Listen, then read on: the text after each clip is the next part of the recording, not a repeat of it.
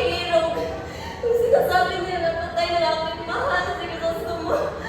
Hayaan mo man lang kung paalam ako sa kanya. Sabihin mo sa akin na panaginip lamang lahat ng ito. Sabihin mo sa akin, Tia, na panaginip lamang lahat ng ito. Isingin niyo ako. Isingin niyo ako. Ayokong mabuhay na wala sa gusto mo.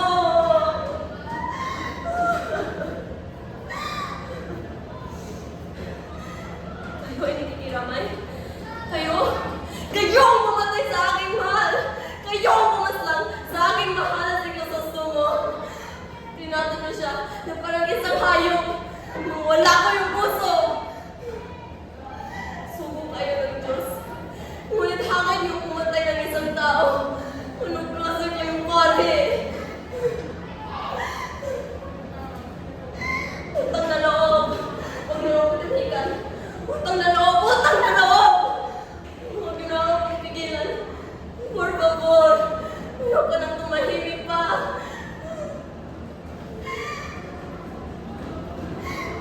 Ang buhay ko. Lagi ako sinasigahan tumahimik, makinig, sumunod. Paulit-ulit ako sinabihan ng ganyan. Paulit-ulit niyo akong tinatanggalan ng boses. Na parang halos na mapipina ako. Gumitokes. Pero hindi na. Hindi na ako mananahimik pa. Ngayon, sabihin mo sa akin, Padre, aaminin niyo ang kinalaman niyo sa papatay ng aking mahal sa gusto mo. Ngayon, sabihin niyo din, magsalita kayo! Alam niyo ang mga sinasabi ko, Padre. Sabihin niyo kung ano ang ginawa niyo upang masira ang kanyang buhay. Aaminin niyo kung paano niyo siya pinatay para masira kaming dalawa.